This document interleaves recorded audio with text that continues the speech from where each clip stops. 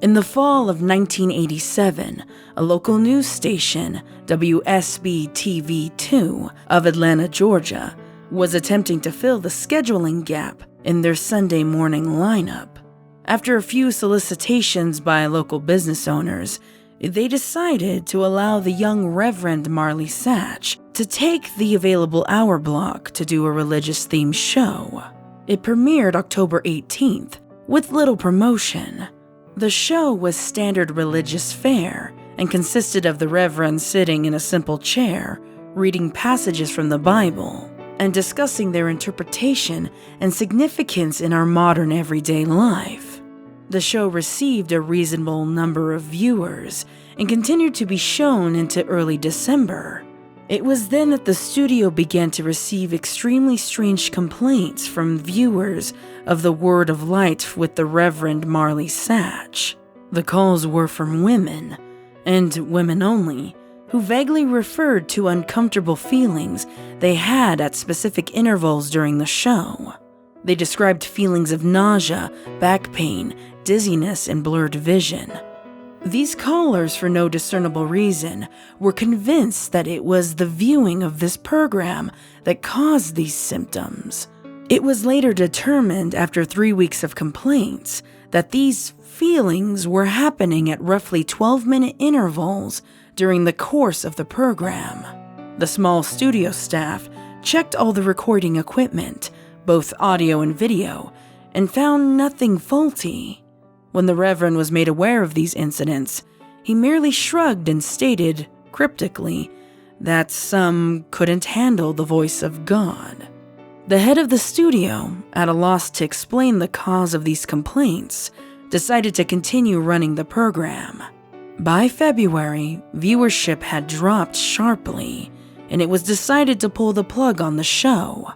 The studio head figured that it would be more prudent to spend as much time as possible on the news story that had the other 2 local news stations abuzz, the miscarriage epidemic. Starting sometime in November, the number of healthy pregnant women miscarrying in the Atlanta metropolitan area had reached over 300. The CDC could find no discernible cause for this terrifying occurrence. The Reverend took the show's cancellation with what could be described as abject indifference. When informed, he made no protest, merely nodded, almost knowingly.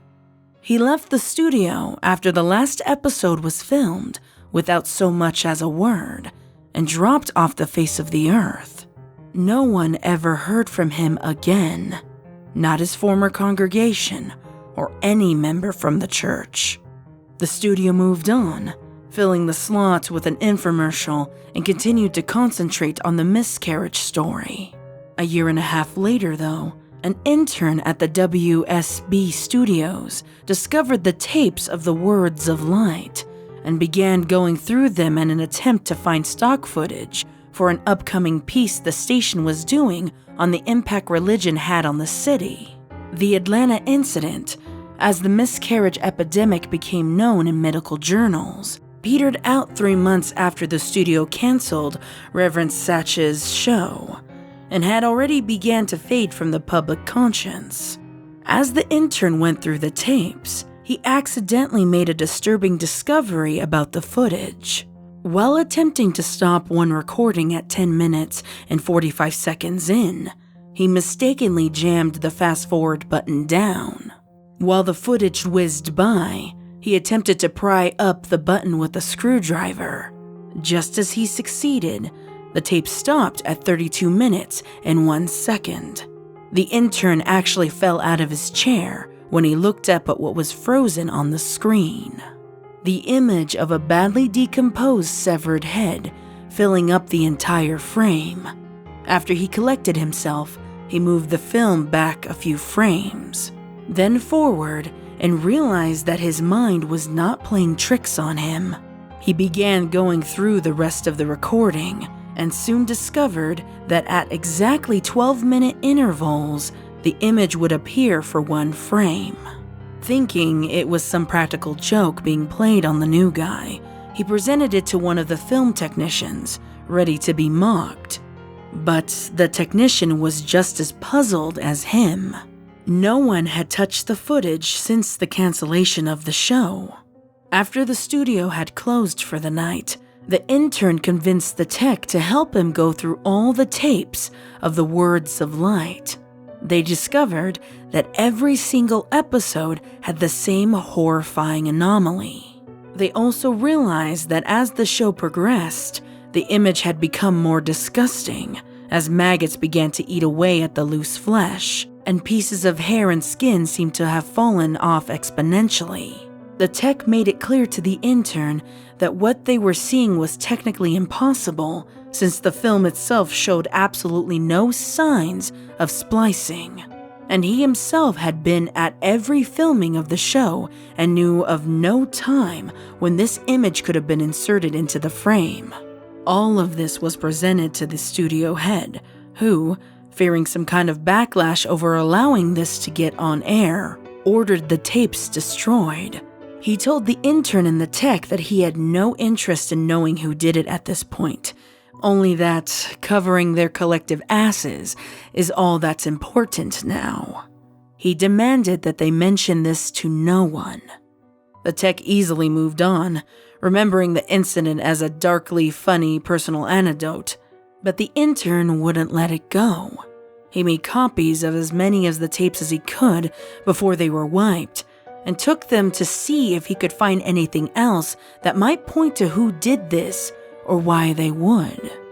A week later, he attempted to rope the technician into helping him again, saying that he believed he discovered something even more disturbing than the images themselves.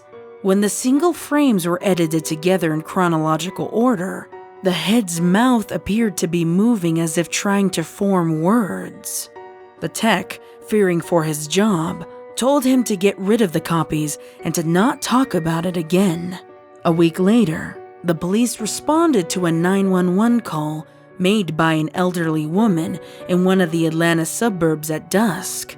She had heard horrible noises coming from her next-door neighbor's house, where a young couple lived. She told the emergency responder that the wife was pregnant and that she was terrified that something might have happened. When the officers arrived on the scene 20 minutes later, they found no lights on in the windows and the front door ajar. They moved in slowly and made their way into the living room. Inside, they found a young woman dead, her abdomen slashed open. The wound was jagged, and a trail of blood led from the body to the couch on the far end of the room. There sat her husband, the studio intern, naked, the corpse of his unborn child at his feet, dying. In his hand, he held a rusty piece of metal siding that he had used to gut his pregnant wife. The television was on and playing an 18-second loop of the silent footage of the decomposing head mouthing some words. The story at the police precinct to this day goes that the intern kept saying under his breath over and over again as they led him away, "The light of God calls them."